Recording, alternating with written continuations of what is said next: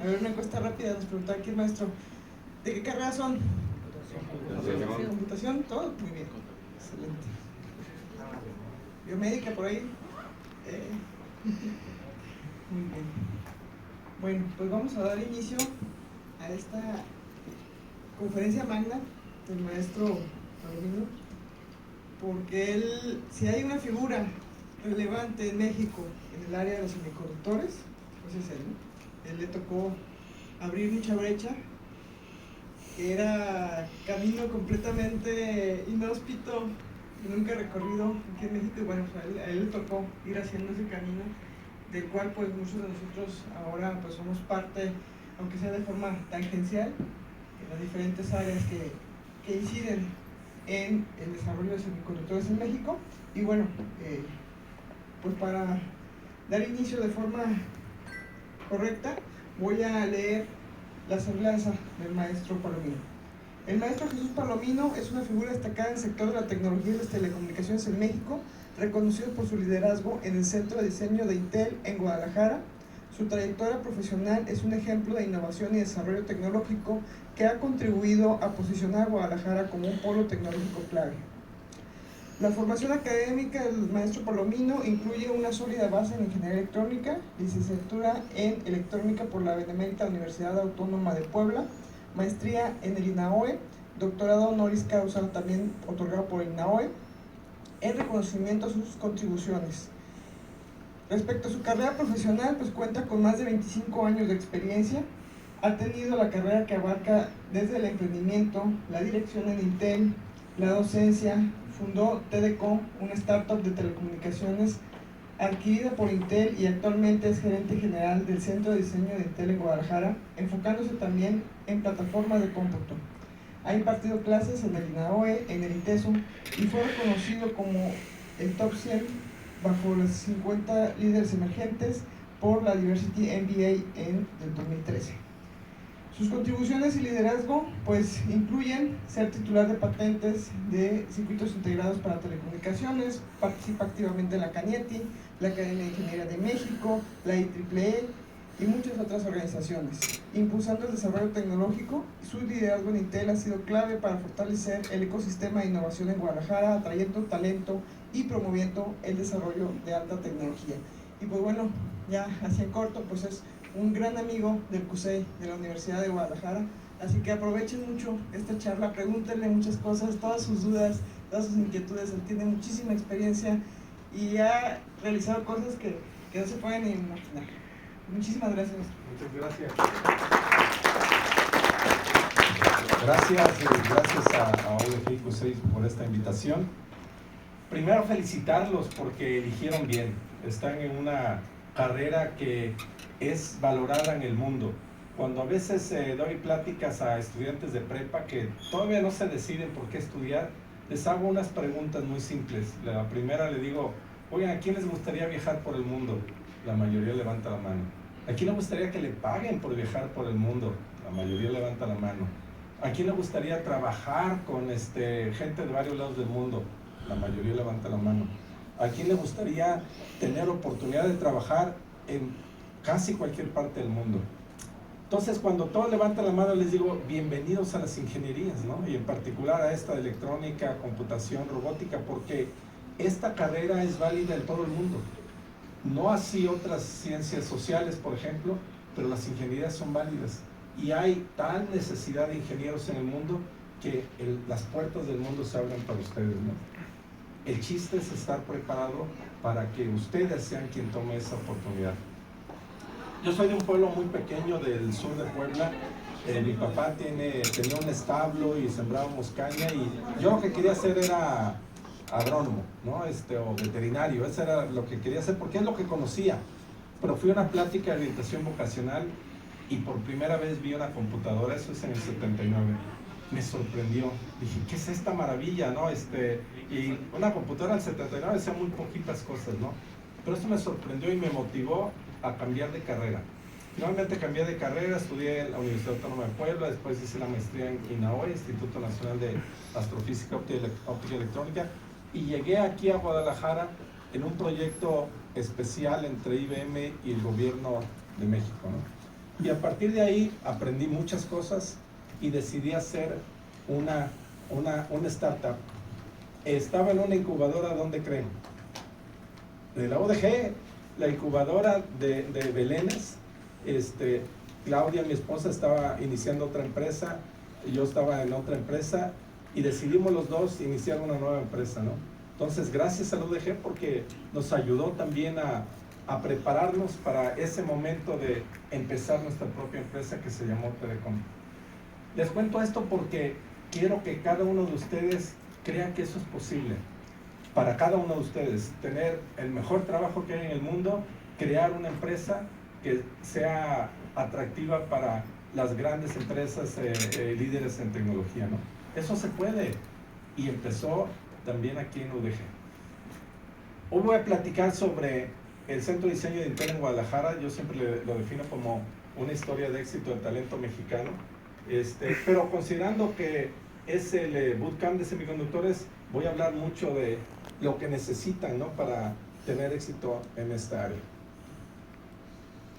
Entonces, primero déjenme hablar de Intel, la compañía que dicen le puso el silicio al Silicon Valley, ¿no? Es la empresa que empezó, ahora sí que desarrollando silicio en Silicon Valley. Hace más de 55 años empieza esta empresa. Ahí en la foto ven a Robert Noyce, el que está de perfil, coinventor del circuito integrado. Fue un... perdón. Tienes razón, estoy viendo. Coinventor del circuito integrado, que está de perfil. Hubo un premio Nobel por él. Jack Kilby de Texas Instruments y él coinventaron el circuito integrado.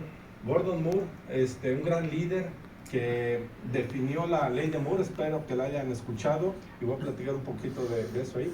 Y pronto se unió Andy Grove, también un ícono del Silicon Valley, que fue mentor de grandes nombres que ustedes seguramente han escuchado de líderes de la industria, ¿no? Entonces empieza una empresa. ¿Y esa empresa qué hace? Pues ha transformado al mundo. Intel inventa el microprocesador y lanza el primer microprocesador en el 71, el Intel i4004. Vean cuántos transistores, 2300. Y siguiendo la ley de Moore, 40 años después, que es equivalente a 2 a la 20 pedazos de 2 años, lanzamos un producto que tiene 2300 también, pero millones de transistores, ¿no? De 2300 a 2300 millones de transistores. Y aquí pueden ver la curva de diferentes productos que se han lanzado, pero ¿qué implicaciones ha tenido eso?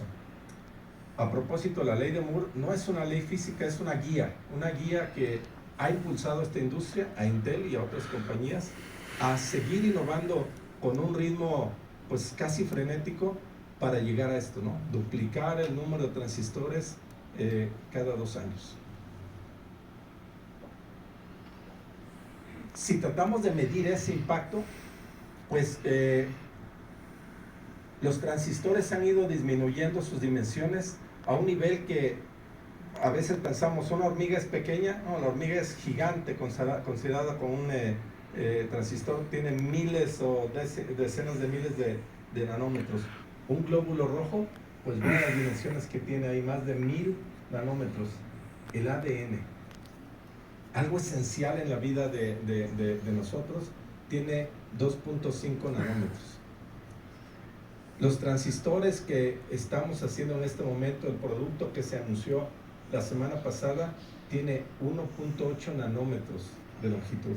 O sea, con esas longitudes hacemos transistores. Más pequeña la longitud que el ADN del ser humano. Y eso es en lo micro, ¿no? Ese es el impacto de esta industria. Ahora, en lo macro, ¿cómo se vería? ¿Cuántos miles de millones de personas hay en el planeta? Se estima que aproximadamente 8,000. Un circuito integrado tiene más de 8,000 transistores. 8,000 millones de transistores, perdón. Entonces, en un circuito integrado tienes más transistores que personas en el planeta.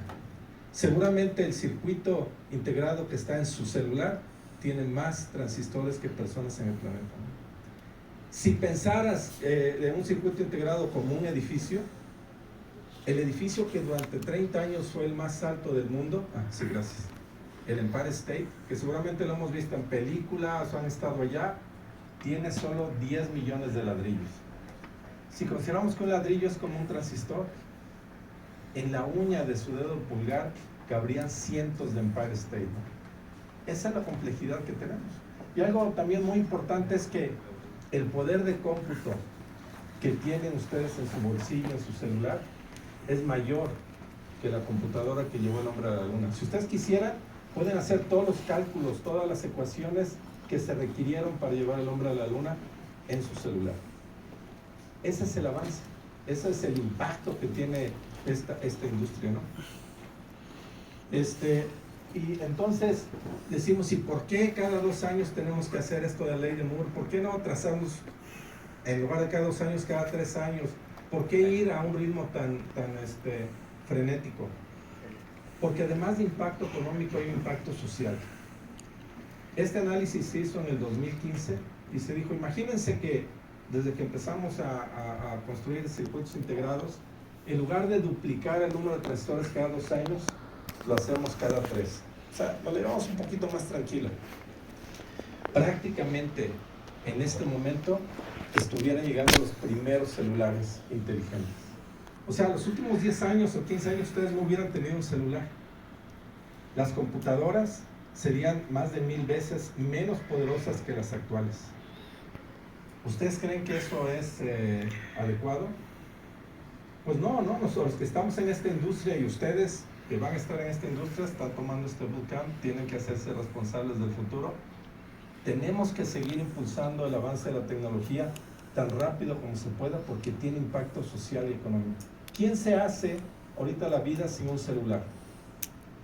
Lo usamos para encontrar información, conectarnos con nuestros seres queridos, tener rutas de cómo ir de un lado a otro, aprender, etcétera, ¿no? O con una computadora en general, ¿no? O con las redes sociales. Prácticamente nada de eso existiría hoy si nos lo hubiéramos llevado más tranquilo. Esta es una industria de innovación, es una industria de determinación. Tratamos, no solo Intel, toda la industria, de llevar esta tecnología a su escritorio, a sus bolsillos, con esta rapidez, porque tiene sentido y tiene impacto. Y es una industria también muy compleja. Actualmente prácticamente hay solo 3 empresas en el mundo que pueden llegar a estas tecnologías de menos de 2 nanómetros, ¿no? Intel es una de ellas, hay otras 2 empresas en Asia, pero se considera que el circuito integrado es una de las estructuras más complejas que hace el hombre. Como decía, imagínense 8,000 millones de transistores, actualmente hay circuitos con más que eso, en el tamaño de la uña de su dedo pulgar. Es increíble y obviamente diseñarlos es complicado, fabricarlos también y probarlos más. Pero bienvenidos a la industria que impulsa el ritmo de, pues casi de nuestra vida, ¿no? Estamos en una vida digital donde estamos rodeados de microprocesadores, de memorias y de otro tipo de circuitos y que nos dan un valor en nuestro carro, en nuestro bolsillo, en nuestro escritorio, en nuestro refrigerador, etc., ¿no? Ese es el impacto de esta industria. ¿Y qué es un semiconductor? Se habla de semiconductores, chips, circuitos integrados, prácticamente como sinónimos, ¿no? Un semiconductor al final del día es un elemento de la tabla periódica que tiene esas características, no es tan bueno como un metal, que es un buen conductor, ni tan malo como un aislante, o sea, está ahí en medio. Pero esa característica lo hace interesante y podemos modificar sus características para que de repente conduzca y después ya no conduzca, ¿no? Eso es el semiconductor, pero muchas veces lo van a escuchar como sinónimo de un chip o de un circuito integrado. Entonces, lo usamos principalmente como sinónimos, pero sí son cosas diferentes. Un circuito integrado al final del día es la conexión de miles o millones o miles de millones de transistores para crear una función normalmente muy compleja, ¿no? Un chip pues es como un pedacito, un dado del silicio, ¿no? Y actualmente en los paquetes hay múltiples dados de silicio, pero le seguimos llamando igual, el semiconductor, el chip o el circuito integrado. Uy, ya me pasé. Bueno, voy a esta. Para hacer desarrollar un chip o un circuito integrado, pues se requieren varias cosas.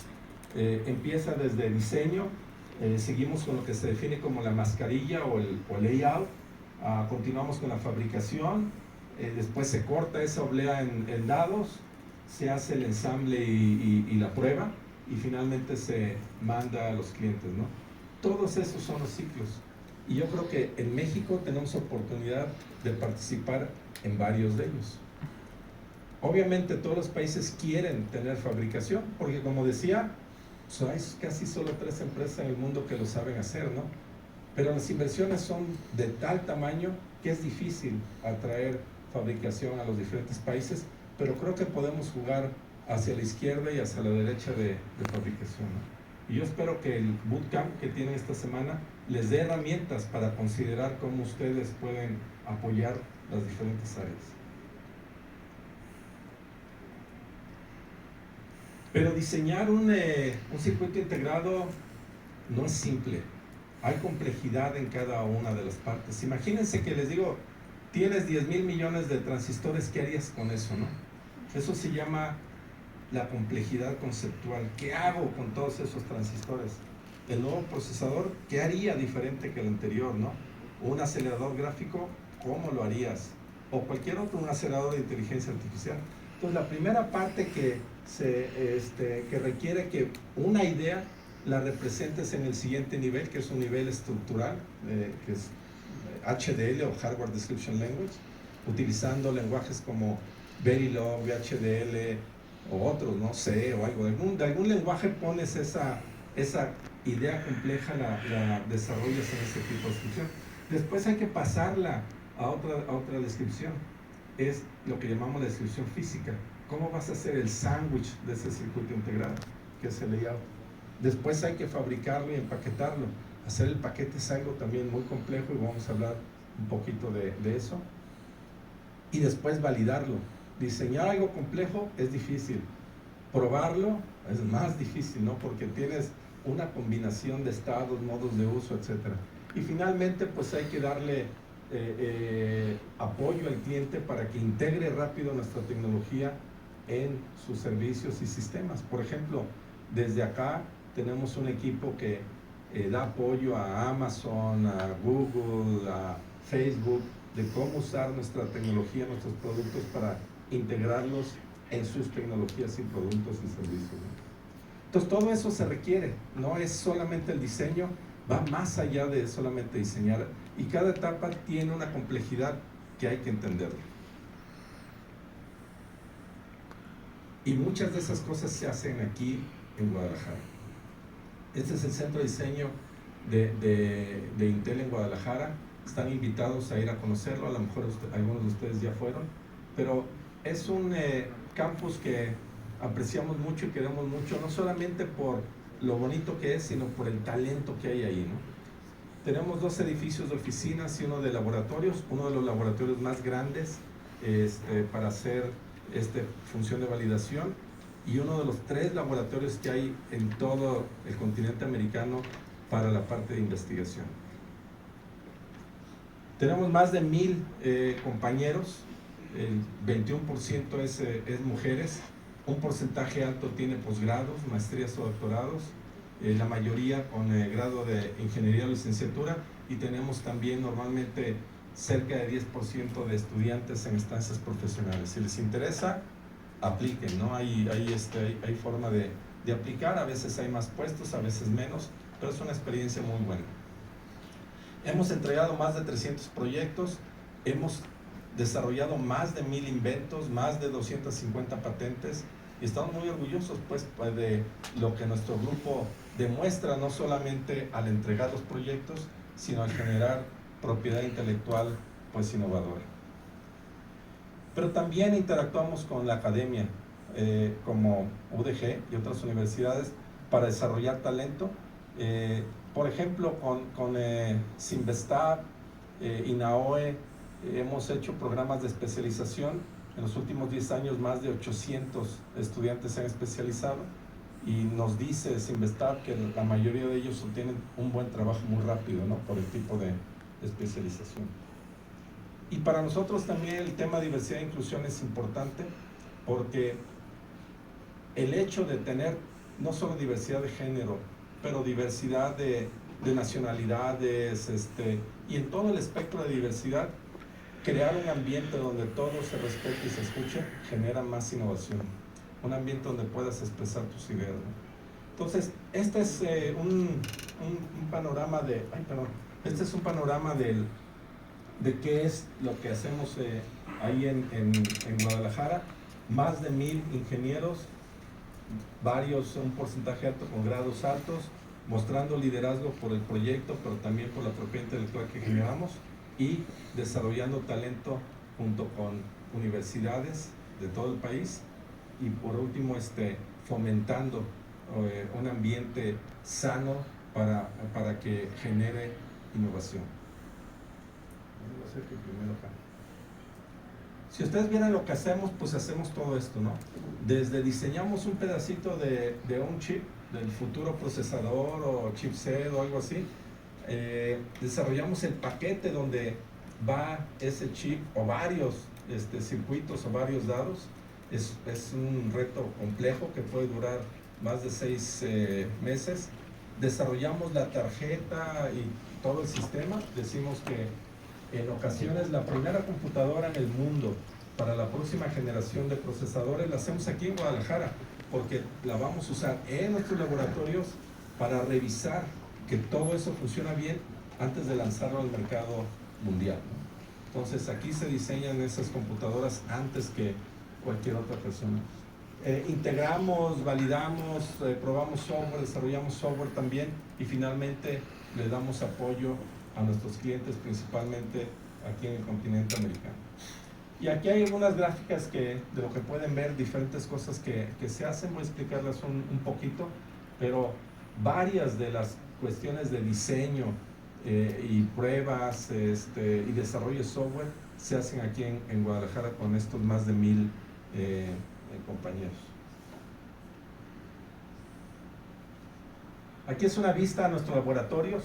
La parte de la izquierda son los laboratorios donde tenemos los productos, donde estamos iniciando el proceso de validación.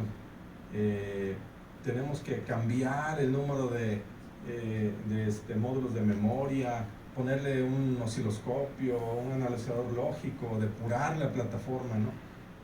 Porque estamos en etapa temprana y estamos depurando el sistema. Cuando el sistema está más estable, ya lo podemos poner en racks como y podemos correr cientos de pruebas para revisar precisamente que toda la funcionalidad que esperamos que haga, lo haga bien. Y recuerden que al ser pues, los procesadores más avanzados, tiene funcionalidad del procesador anterior, pero nueva funcionalidad, ¿no? Y hay que revisar esa y por lo tanto entenderla y hacer los casos de prueba adecuados. Esa es la parte de arriba. La parte de abajo son los laboratorios de investigación. Como decía, solo hay 3 laboratorios de investigación en las Américas, en Portland, en Santa Clara y en Guadalajara. Estamos muy orgullosos de nuestro equipo de investigación que ha hecho varias cosas, ¿no? Ha estado involucrado en el desarrollo de inteligencia artificial para sistemas autónomos como drones, de sistemas de cómputo diferentes al tradicional, como cómputo cuántico, cómputo neuromórfico, en algunos diseños de chips de telecomunicaciones muy eficientes en energía, y así varias cosas, ¿no? Pero son ideas que tal vez salgan al mercado en los próximos 3 a 5 años, ¿no? Entonces lo de arriba es prototipos que esperamos lanzar al mercado entre 6 meses y 18 meses, y abajo es ideas que estamos probando y a lo mejor alguna de ellas sale al mercado en los próximos 3 a 5 años. Entonces esto es lo que hacemos en Guadalajara. Y obviamente Intel, siendo una compañía líder, nos dice: haz un buen trabajo para nosotros, pero también haz un buen trabajo para el lugar donde estás, ¿no? La ciudad, el país, el estado. Entonces estamos muy comprometidos con México haciendo varias cosas. Una, a través de actividad de responsabilidad social, pues desde limpiar el bosque de la primavera, el metropolitano, ayudar en algunas ONGs, desarrollar talento, etcétera, ¿no? Pero tratamos de hacer algo bueno también por nuestra comunidad. Tenemos esta red de laboratorios de innovación, UDG es parte de esta red, que iniciamos hace 8 años, UDG se unió el año pasado, y lo que tratamos de hacer es apoyar a que se genere esa mentalidad de innovación en los diferentes lugares donde están estos miembros de la red, ¿no? Ayudamos con entrenamientos, algunas donaciones, pero lo más importante es ayudar a que se conecten todos estos centros. Si ven, hay universidades públicas, privadas, centros de investigación, pues de los más importantes de México. Y hacer que todos ellos colaboren no es fácil. Pero a través de esta red y tratar de poner objetivos comunes, se está logrando que entre ellos colaboren y generen entrenamientos cruzados o proyectos conjuntos, ¿no? Y esto es grandioso porque así es como se fortalece la innovación. Si están interesados en saber de qué se trata, qué hacemos, contacten al representante de esta red de UDG, y hay eventos, hay concursos, por ejemplo, Acelerando México con Inteligencia Artificial, donde si tienen una idea que la pueden poner en una prueba de concepto, pueden entrar a un concurso no solo local, sino también mundial. Y los invitamos a que pregunten precisamente cómo estar más activos en esa red y ojalá puedan participar de alguna manera. Y bueno, eso es un poco de lo que hace este Centro de Diseño de Intel en Guadalajara, pero considerando que este es un bootcamp de semiconductores, pues les voy a dar la perspectiva de en Intel cómo le hacemos para diseñar todo esto. ¿Qué funciona, qué no ha funcionado, qué habilidades buscamos, cómo desarrollamos talento, cómo aprendemos? Vamos a checar el tiempo. Entonces, la siguiente plática no es técnica. Son conceptos, son sugerencias que espero les sirvan para el resto de la semana. Entonces, si ustedes quieren diseñar circuitos integrados, pues tienen que aprender este tipo de flujos. Hay diversas herramientas, procesos, métodos, conocimientos que se requieren, ¿no? Como decía desde el principio, de pasar de una idea a una descripción estructural, después una descripción física, hacer el plan de pruebas, usar esta herramienta para checar el timing, esta herramienta para checar el performance, etc. Tienen que aprender todo esto. Pero obviamente, ¿cómo empiezan, no? O sea, ¿qué se requiere para aprender bien todo esto? Y eso es lo que voy a tratar de platicarles, ¿sí? Y esta es la parte de diseño. Si ven en la parte de validación, esta es un flujo y algunas pruebas que se hacen cuando medimos la parte analógica de los chips, ¿no? Igual hay la parte funcional o digital, ¿no? Entonces, no es sencillo, es complejo, pero se puede hacer bien y lo pueden hacer bien ustedes. Nosotros lo estamos haciendo, hay más de 1000 ingenieros haciendo esto, y solo en nuestra empresa, hay otras empresas que también ya lo están haciendo acá. ¿Cómo le empezamos? Estas son 4 cosas que siempre recuerden que deben de tener para tener éxito en algo, en lo que ustedes decidan. No sé si todos finalmente decidan continuar en el área de semiconductores o qué, pero lo que decidan hacer, estas son los 4 pilares. Uno, hay que tener conocimientos, pero yo les pediría, tengan los conocimientos básicos fuertes. Si van a programar, entiendan no solamente las instrucciones del lenguaje, sino por qué tiene esa estructura ese lenguaje, cuáles son las limitantes, cómo lo estructuro de mejor manera, cómo antes de codificar una línea ya sé prácticamente todo el flujo, ¿no? Tendencias tecnológicas es pues el uso de herramientas, para qué me serviría, cómo me ayudaría a ser mejor, ¿no? Habilidades, pues aquí principalmente aprenden a través del profesor, ¿no? El profesor es el líder del proceso de aprendizaje. Les deja tareas, les dice qué capítulo del libro, etc.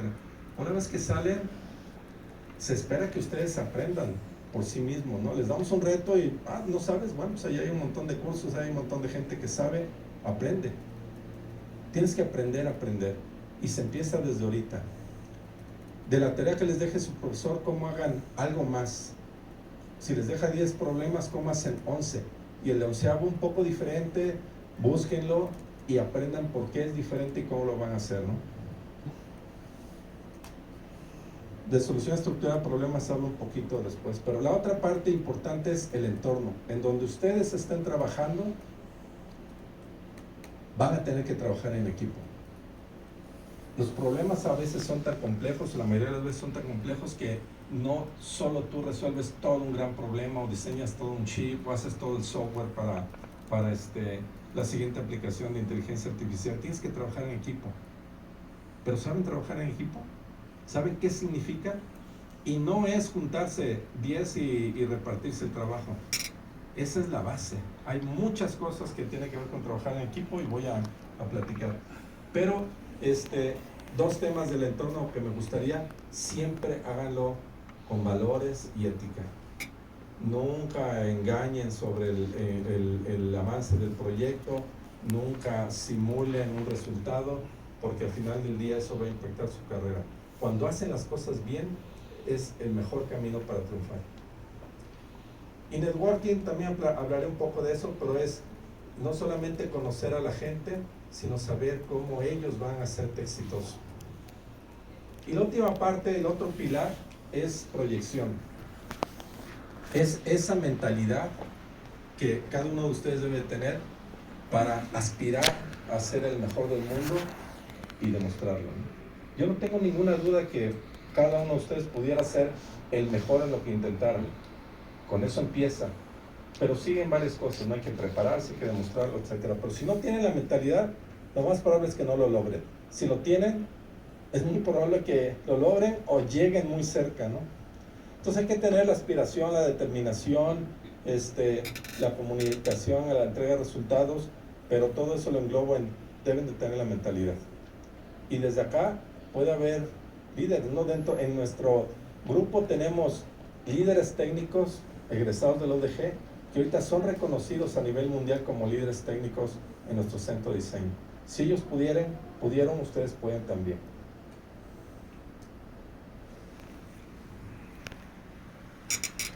Pero en un trabajo, una vez que entran a un trabajo, deben de considerar estos 4 pilares. Y esto es, no importa si es la industria de semiconductores, Intel o cualquier empresa, tienen que considerar ustedes, como decía, qué mentalidad tienen, cómo se comunican de manera efectiva, cómo están aprendiendo. En Intel usamos algo que le llamamos confrontación constructiva, que es como el sexto de ahí. ¿Habían escuchado este tema, de este concepto? A mí me pareció fascinante cuando Clau y yo empezamos esta startup. Después de algunos años Intel nos adquiere y bueno, pues nos hacemos parte de Intel, nos empiezan a entrenar y lo primero que nos dicen es confrontación constructiva, ¿no? Y bueno, pues eso qué quiere uno. Primero, no soy una persona que confronte mucho, pero ¿de qué se trata esto? Y la idea fundamental es que la mejor aportación que tienes a la idea de tu compañero es confrontarla con datos y confrontar la idea para hacerla mejor. Y al final de la conversación seguir siendo cuates, nunca tomarlo personal, de que te están atacando a ti, a tu idea, etc. Tienes que confrontar la idea, ayudarle a revisar que la idea es robusta. Porque si es robusta, pues soporta cualquier discusión, ¿no? Si estaba más o menos, estás ayudándolo a mejorarla. Y si estaba mal, pues ya la desechan. Aprendan a confrontar las ideas, pero las ideas no ataquen a la persona, ataquen a la idea. Ese elemento, si crean un ambiente de respeto, es la base de la innovación y del éxito. Confrontar las ideas. Y a veces es difícil en nuestra cultura jerárquica, ¿no? A veces, híjoles, está el gerente, le diré, que está mal esa idea, porque de acuerdo a estos datos, ese vaso no es blanco, es negro. Bueno, en Intel nos dicen, sí, tú puedes confrontar a quien quieras, pero hazlo constructivamente. Ataca la idea, no la persona. Y es un cambio de mentalidad y una confianza que te da para hacer cosas cada vez mejores, increíble, ¿no? Entonces empiecen aquí en sus equipos, cuando platiquen, cuestionen al profesor con datos y a la idea que está proponiendo, no a la persona. Esa es la clave.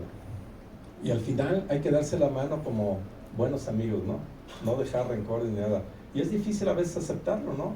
A veces yo, siendo el gerente general, me confronto a una idea, a veces me cuesta trabajo, pero lo recuerdo. Gracias porque estás ayudándome a mejorar la idea. Entonces hay que ser agradecidos que te confronten y hay que ser activos en hacerlo, porque eso es lo mejor que podemos hacer por una idea. En el equipo, algo bien importante también que he aprendido es, el equipo no es solo juntarse y repartirse el proyecto, es entender las dependencias uno de otro, es entender los roles, es definir objetivos, es todos tener claros esos objetivos, ¿no? Es pedir ayuda y es dar ayuda. Entonces los equipos evolucionan, pero si quieres un equipo de alto desempeño, tienes que tener claro desde el inicio que entiendo mi rol, sé las expectativas, puedo pedir y dar ayuda y entiendo cómo lo que yo haga va a tener los famosos KPIs, ¿no? Key Performance Indicators. Lo que yo haga va a estar bien hecho. El proyecto también, pues hay que entender de qué se trata. Cuál es el plan, las metas, las herramientas, etc. Voy a acelerar un poquito. Y el ambiente, en un equipo, si ustedes generan un ambiente de confianza, todos se atreven a discutir esas ideas, a aportar nuevas ideas. Y es increíble cómo las ideas se mejoran independientemente de qué carrera tengas y todo eso. Un abogado puede traer la mejor perspectiva a una idea de inteligencia artificial que ustedes tengan, ¿no? O su compañera tiene la mejor idea del algoritmo para resolver algo más, ¿no? Estén abiertos a crear un ambiente de inclusión, sin importar género, a qué equipo le van, el color de la piel, de qué país son, orientación sexual, lo que sea. Estén abiertos a respetar a la gente y a que den sus ideas de manera constructiva y a escucharles. ¿Y cómo le hago para aprender todo esto, no? O sea, híjole, tengo que estudiar mucho, ¿qué? Lo interesante es que la mayoría del proceso de desarrollo está bajo su control. Hay un modelo que dice, tú te desarrollas 10% aprendiendo, como ahorita que están acá, escuchando una plática, 20% conectando. Al terminar la plática, díganle a su compañero al lado, ¿cuál es la cosa que más te impresionó de esta plática? ¿Qué no te gustó? ¿Qué cuestionarías? O sea, platiquen eso, hagan ese networking. Pero lo más importante, hagan algo. Si hacen algo, si se dedican a, mi próximo equipo lo voy a hacer de esta manera organizada, la próxima solución a problemas voy a usar este método, voy a hacer mi idea en un FPGA, etc. Si lo hacen, es la mejor manera de aprender o de desarrollarte. Entonces recuerden este 70-20-10. 10% es lo que les decimos o lo que leen, 20% es lo que discuten, 70% es lo que hacen. Entonces ustedes tienen la mayoría del control de esto, ¿no? Aprovechenlo y ejecútenlo. Soft skills es una cuestión bien importante en una industria multinacional. Y yo creo que también en las industrias locales, pero vamos aprendiendo también todo eso, ¿no? Entonces, en Intel, esto parece un chiste, pero hay uno de Israel, uno de China, uno de Estados Unidos y un mexicano. ¿Se acuerdan que hay chistes de eso, verdad? Y de repente el mexicano es el que tiene la mejor idea y empiezan a discutir, ¿no? Aquí hay que agregar esto, este módulo es el mejor, acelerador, etcétera, etcétera, etcétera, ¿no? Y el de Malasia, que también está ahí, pues con el inglés que tiene, etcétera, y aporta algo, ¿no? Y muchos aportan, pero el mexicano no. Y tenía la mejor idea. ¿Por qué no aportó? Muchas veces es esa mentalidad de que, híjole, no me sé bien el inglés y se van a burlar de mi inglés, ¿no? O es que aquel cuate es el principal engineer, debe saber más que yo. O tenemos miedo de hablar también, ¿no? Es una desgracia que muchas veces, aunque el mejor ingeniero está de este lado, no se percibe así, porque no tenemos los soft skills para ese conocimiento que tienes, traducirlo en una propuesta. Soft skills son tan importantes como los hard skills, o sea, como el conocimiento básico, el soft skills. Si ustedes tienen un buen conocimiento y no lo pueden expresar, pues nadie va a creer que son buenos. Entonces, trabajen en sus soft skills. Es acerca de comunicación, trabajo en equipo, trabajo remoto, aprendizaje, solución a problemas que pueden usarlo en desarrollo de software, desarrollo de hardware, soluciones, soporte, lo que quieran, ¿no? Entonces voy a platicar un poquito de algunos soft skills. Por ejemplo, comunicación efectiva. ¿Ustedes conocen el término cantinflear? A ver, levanten la mano los que no se han dormido. ¿Conocen los términos? ¿Qué quiere decir hablar sin decir algo? ¿No? ¿Y cómo sucede? Nos sucede mucho ahora en nuestro entorno. No nos preparamos para tener una comunicación asertiva. No nos preparamos para decir con datos algo. No nos preparamos para un mensaje corto ser contundentes, ¿no? Entonces, si van a tener una presentación, si van a tener una discusión, una conversación, prepárense. ¿Qué es lo importante? Si voy a hablar con un vicepresidente o con un ingeniero senior o con mi colega, ¿cuál es el tono y cuáles las cosas más importantes que debo usar ahí, ¿no? Si se preparan, van a ser contundentes, ustedes van a poder poner su idea de una manera que tenga impacto y genere alguna acción, ¿no? Eso es lo que quieren. Ya trabajaron un montón en esa idea, en esa propuesta, y al no comunicarla adecuadamente, se diluye todo ese esfuerzo, ¿no? Entonces aprendan lo de comunicación efectiva, y es no solo oral, es también escrita. Escriban bien. Es terrible ver cómo escriben mal en español, en inglés, en emails.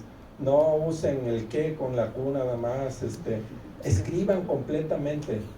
Es parte de la disciplina y de la estructura que su mente va generando para decir, yo si alguien no escribe bien, no le creo que va a resolver bien un proyecto. Si no se toma el tiempo para el idioma usarlo adecuadamente, no creo que se vaya a tomar el tiempo para resolver algo bien, ¿no? Entonces, si alguna vez van a entrevista conmigo, mándenme el currículo bien y mándenme sus correos bien, ¿no? Porque me fijo en eso. Y es importante que ustedes lo hagan bien, porque ahí empieza la estructura para desarrollar cualquier problema. Entonces, para dar un mensaje, enviar un correo, tener una conversación, se necesita comunicación efectiva. Hay muchos entrenamientos en internet, véanlos, reflexiónenlos y lo más importante, practíquenlos, porque si lo practican se van a hacer tan buenos que la gente los va a escuchar. Oye, va a venir Pedro, escúchalo, trae una idea excelente y va a ser contundente. Y entonces te van a abrir muchas puertas para tu futuro, ¿no? Entonces, comunicación efectiva es muy importante, y sí les recomiendo que sea como el skill número 1 que practiquen, ¿no? Trabajo en equipo, trabajo remoto, como ya hablé un poquito de eso, de trabajo en equipo. No se trata solo de juntarse 3 cuates a resolver un problema, se trata de estructurar el equipo para que sea lo que se define un high performance team. Los roles, las dependencias, dar y solicitar ayuda, key performance indicators, due date, todo eso si lo ponen y lo están monitoreando, van a ser un equipo que rompa las redes, ¿no? Van a estar de manera consistente entregando los mejores resultados y eso abre muchas puertas. Cuando Intel decide comprar la compañía, hubo varias cosas, lo que se llaman key drivers, ¿no? Fuimos el primer startup en toda Latinoamérica que Intel adquirió hace 25 años. Estamos muy orgullosos de eso. Pero una cosa que nos decían es que ustedes se comprometen a algo y entregan, el commit and deliver. Dos, tienen aspiración.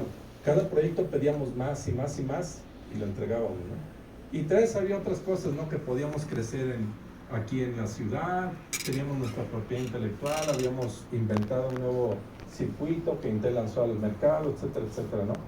Pero lo que nos abrió las puertas es ese commit and deliver.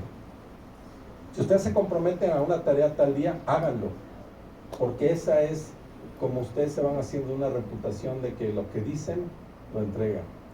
Y si se ganan esa reputación, ya tienen mucho avanzado, ¿no? Entonces, el trabajo en equipo tiene todos esos elementos, practíquenlo, cuando hagan sus equipos, pongan también todos esos elementos y vean el cambio que surge en su equipo. Aprendizaje continuo es parte de la mentalidad, ¿no? Ya sé algo, ¿cómo ese algo lo puedo hacer todavía mejor, ¿no? Una nueva herramienta, un reuso, una conversación, una nueva tecnología, ¿cómo lo voy desarrollando? Entonces, no voy a hablar mucho de eso, pero algo que hemos escuchado muchas veces es, pues todos tenemos mucho trabajo, ¿no? Y de repente decimos, oye, pues la idea es que el próximo proyecto sea 10% más eficiente. ¿Cómo lo voy a hacer? Ando con mucho trabajo, no puedo aprender una nueva herramienta. Siempre hay formas si buscas cómo darte tiempo para aprender una nueva habilidad, una nueva herramienta. Teníamos un fellow que acaba de retirarse, K7, le decíamos, que decía, los ingenieros tienen ancho de banda infinito.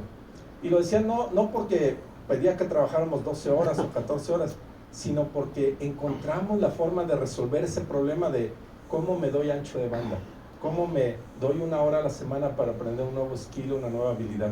Entonces piensen eso, y si ustedes se lo mentalizan de que yo tengo ancho de banda infinito, van a encontrar la forma de encontrar ese slot para prepararse. No les estoy pidiendo que trabajen 20 horas diarias, si hay que trabajar duro, este es el momento, pero siempre hay forma de aprender algo nuevo y de encontrar eso, ¿no? Esto es clave. Solución estructurada a problemas. ¿Quién tiene al menos un método de solución estructurada a problemas? Levante la mano. Gracias. Los demás, ¿qué les pasa? Si son ingenieros, ¿qué hace un ingeniero? Resuelve problemas. ¿Y cuál es la mejor manera de solucionar problema? Estructurado. Siempre les platico cuando voy a dar alguna conferencia, una prepa o algo, digo, ¿por qué somos conocidos los mexicanos? Por mexicanados. El ingenio. ¿A poco no? El ingenio mexicano.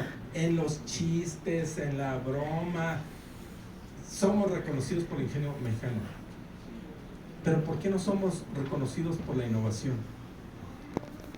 ¿Qué nos falta? ¿Saben que innovación es ingenio más estructura? O sea, si a ese ingenio le pone estructura, eso se vuelve innovación. Y hay un montón de ideas, seguramente su hermano, su tío, su primo, etcétera, es ingenioso y resolvió una fuga de agua en su carro con un chicle y cosmético y arena y lo resolvió. ¡Wow! ¡Qué ingenioso! ¿Y por qué ese no se convirtió en un producto que pudiera vender en millones en el mundo? Porque faltó estructura. ¿Cómo hacer eso que siempre funcione y que tenga esos 3 elementos en una bolsita que vale 10 pesos y vendo en todo el mundo? Falta estructura. Nuestro ingenio es lo más valioso. Tener el ingenio es lo más difícil y es lo más valioso, pero pongan la estructura. Entonces, solución estructurada al problema es que todos los ingenieros debemos de resolver el problema de una manera estructurada. Y empieza por entender el problema. Ese es el primer punto. Siempre que su profesor les dé un problema, escríbanlo, reflexionanlo y díganselo. Lo que yo entiendo es que tú me estás pidiendo que haga esto.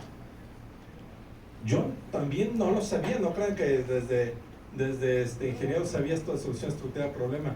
Estuve en Austin un tiempo antes de estar en Intel, cuando estaba en CTS, y llegué y vi muchos ingenieros de la India ahí, hace 30 años, muchos chavos que llegaban ahí, y les dije, híjoles, ¿por qué no hay ingenieros mexicanos si hay tantos ingenieros de la India hace 30 años, ¿no? Y ya me dijeron cómo a través del networking ellos se preparaban y se conectaban con las oportunidades y abrían ahí. Pero casi todos ellos, cuando empezaban a discutir un problema, decían, la forma en la que entiendo esto y como yo tengo mi proceso mental es de esta manera.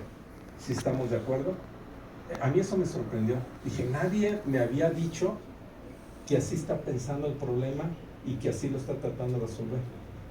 Y eso es entendimiento del problema.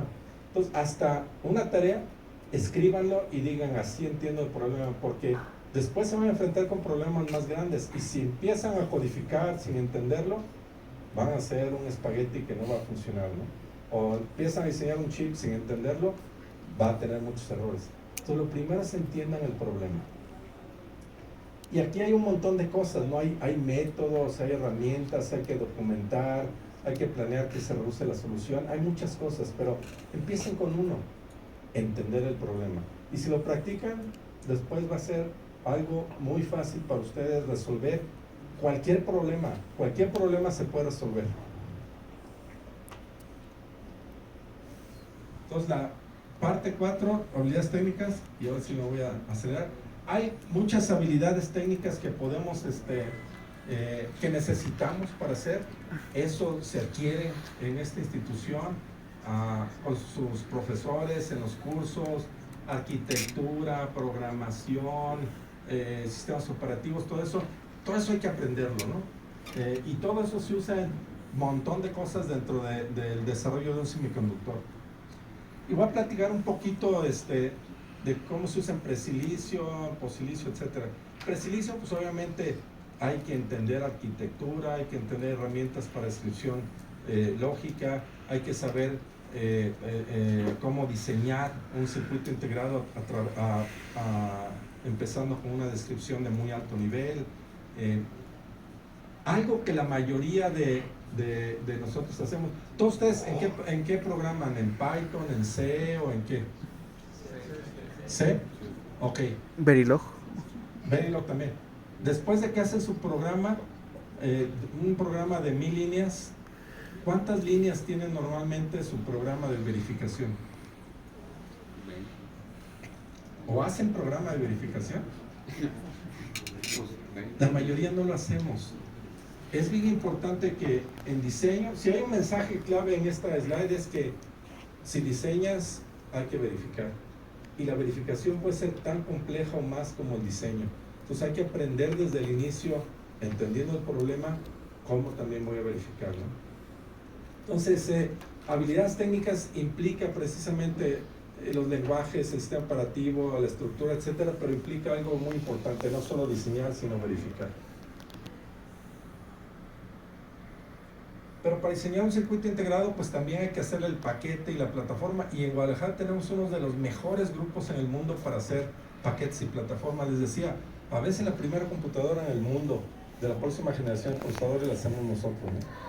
Y hacemos todo esto, o sea, entendemos la especificación, qué debe llevar, cómo le vamos a dar energía, cómo vamos a manejar la temperatura, el chasis que debe de tener, los componentes que deben estar alrededor del procesador, y todo eso hay que hacer una captura esquemática o una descripción estructural, hacer el layout también de esa tarjeta o paquete y finalmente manufacturarlo. Es diferente a hacer la manufactura de un chip, pero básicamente pasa por todos esos procesos. Y tanto ingenieros de electrónica como de software nos pueden ayudar en este tipo de procesos. No es solo electrónica, hay mucho software incluido en todo esto, automatización, generación de vectores de prueba, etc. Verificación posilicio, como el 60% de lo que hacemos en Guadalajara, hacemos esto.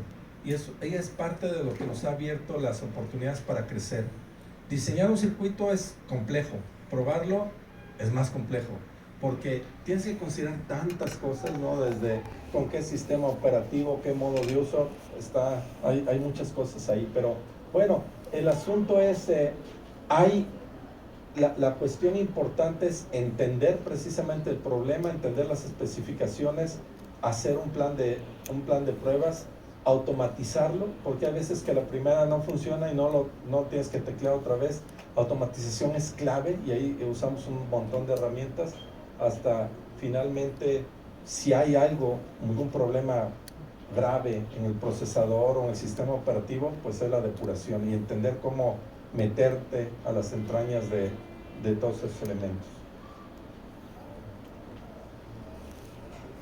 Desarrollo de firmware y software también lo hacemos en Intel, lo hacen otras compañías aquí como Sky Hynix, hace mucho desarrollo de firmware, y aquí la clave de firmware es que hay que entender el hardware también. Entonces, aunque entiendo que la mayoría de ustedes están en computación, también no olviden entender la parte de la plataforma, porque es clave para poder hacer el mejor firmware. Y bueno, ya me acabé el tiempo, pero ya va a terminar. Entonces, todo lo que se diseña se tiene que probar, y esa parte de prueba la pongo aquí en inglés porque es importante que lo hagan no solamente en su idioma, sino que empiecen a practicar otro idioma, ¿no? Probar es importante porque al diseñar una cosa compleja tendemos a tener varios errores por diferente cuestión, mala interpretación, fallas del diseño, del proceso, etcétera, ¿no?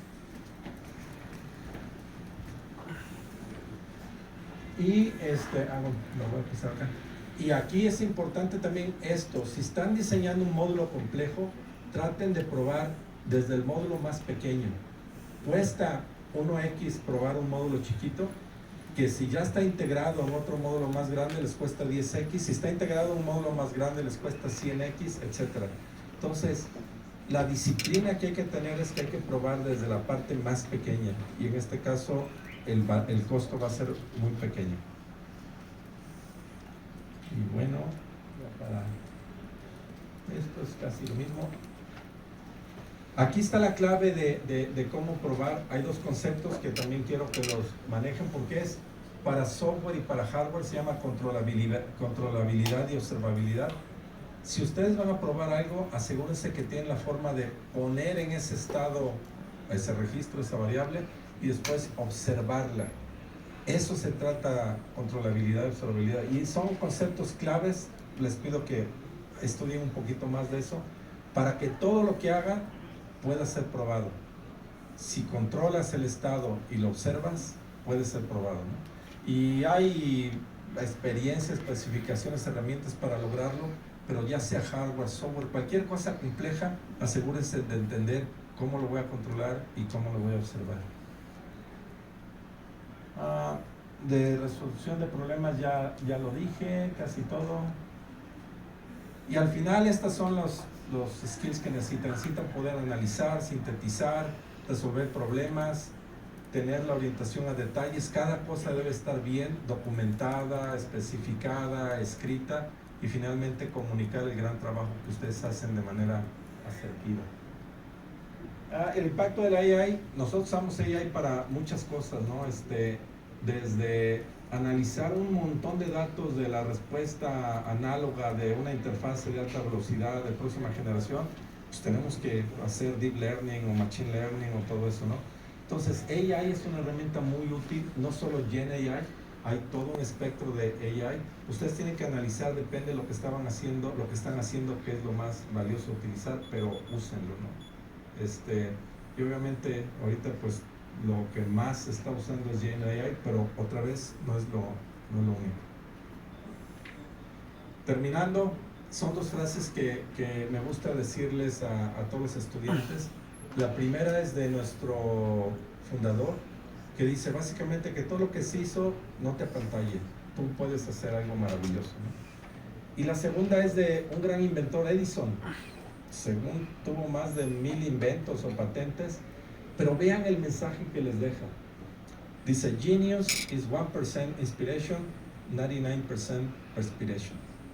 O sea, no crean que alguien nació con el aura de ser un genio. El genio se hace sudándole. Esto es trabajando. Ustedes tienen eso, todos sudan, todos sudamos. Entonces, si ustedes le trabajan, van a ser genios. No crean que alguien se inspira y es un genio. Esto lo dice desde 1900 Edison, y lo confirma uno de nuestros fundadores. hay cosas maravillosas que se han hecho, tú puedes hacer aún cosas más maravillosas, y con eso termino. Gracias.